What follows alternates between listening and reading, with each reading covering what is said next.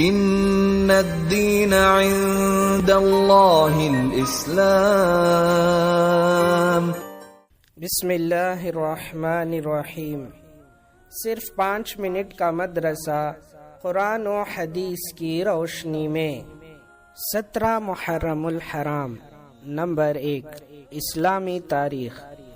حضرت صالح علیہ السلام کی دعوت اور قوم کا حال۔ حضرت صالح علیہ السلام حضرت ہود علیہ السلام کے تقریباً 100 سال بعد پیدا ہوئے۔ قرآن میں ان کا تذکرہ 8 جگہوں پر آیا ہے۔ اللہ تعالیٰ نے انہیں قوم سمود کی ہدایت و رہنمائی کے لیے بھیجا تھا۔ اس قوم کو اپنی شان و شوکت، عزت و بڑائی اور شرک و بت پرستی پر بڑا ناز تھا۔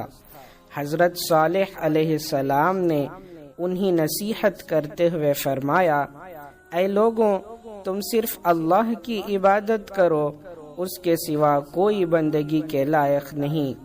وہ اس پیغام حق کو سن کر نفرت کا اظہار کرنے لگے اور حجت بازی کرتے ہوئے نبوت کی سچائی کے لیے پہاڑ سے حاملہ اونٹنی نکالنے کا مطالبہ کرنے لگے۔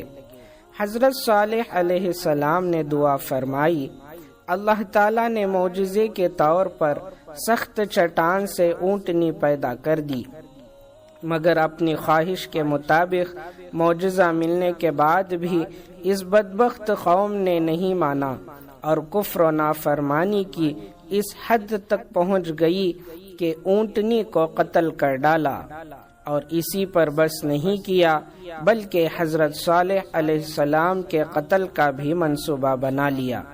اس جرم عظیم اور ظالمانہ فیصلے پر غیرت الہی جوش میں آئی اور 3 دن کے بعد ایک زوردار چیخ اور زمینی زلزلے نے پوری قوم کو تباہ کر ڈالا۔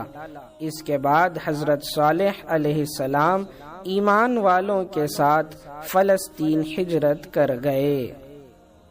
نمبر 2، اللہ کی قدرت۔ دیمک۔ اللہ تعالیٰ نے بے شمار مخلوق پیدا فرمائی ہے، ان میں سے ایک عجیب نابینا مخلوق دیمک بھی ہے۔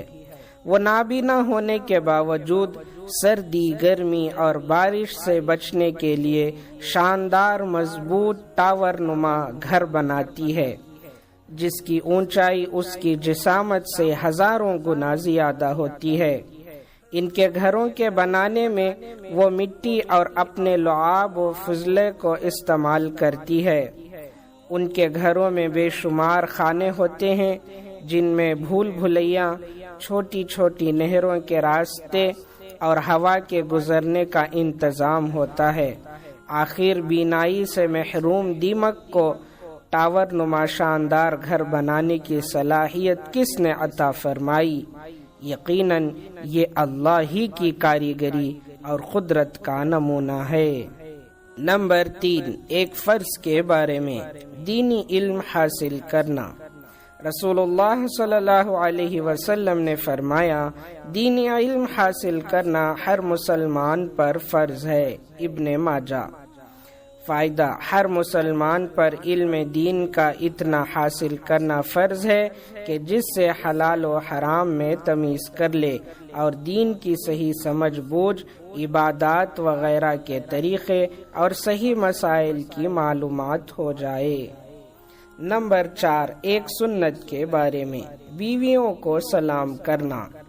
حضرت ام سلمہ رضی اللہ عنہا بیان کرتی ہیں کہ آپ صلی اللہ علیہ وسلم روزانہ صبح کے وقت بیویوں کے پاس تشریف لے جایا کرتے تھے اور ان کو خود سلام کیا کرتے تھے۔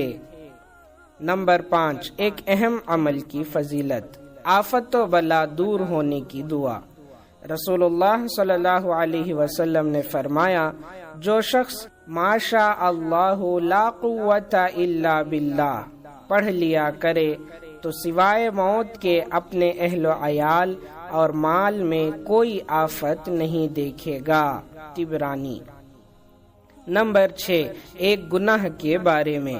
سفارش پر بطور ہدیہ مال لینا۔ رسول اللہ صلی اللہ علیہ وسلم نے فرمایا، کسی نے اپنے مسلمان بھائی کی کسی چیز میں سفارش کی اور سفارش کرنے پر سامنے والے نے اس کو کوئی چیز بطور ہدیہ پیش کی اور اس نے قبول کر لی تو وہ سود کے بہت بڑے دروازے پر آ پہنچا۔ ابو داؤد۔ نمبر 7، دنیا کے بارے میں گنہگاروں کو نعمت دینے کا مقصد۔ رسول اللہ صلی اللہ علیہ وسلم نے فرمایا، جب تو یہ دیکھے کہ اللہ تعالیٰ کسی گنہگار کو اس کے گناہوں کے باوجود دنیا کی چیزیں دے رہا ہے تو یہ اللہ کی طرف سے ڈھیل ہے۔ مسند احمد۔ نمبر 8، آخرت کے بارے میں قیامت کا ہولناک منظر۔ قرآن میں اللہ تعالیٰ فرماتا ہے، جب کانوں کے پردے پھاڑ دینے والا شور برپا ہوگا تو اس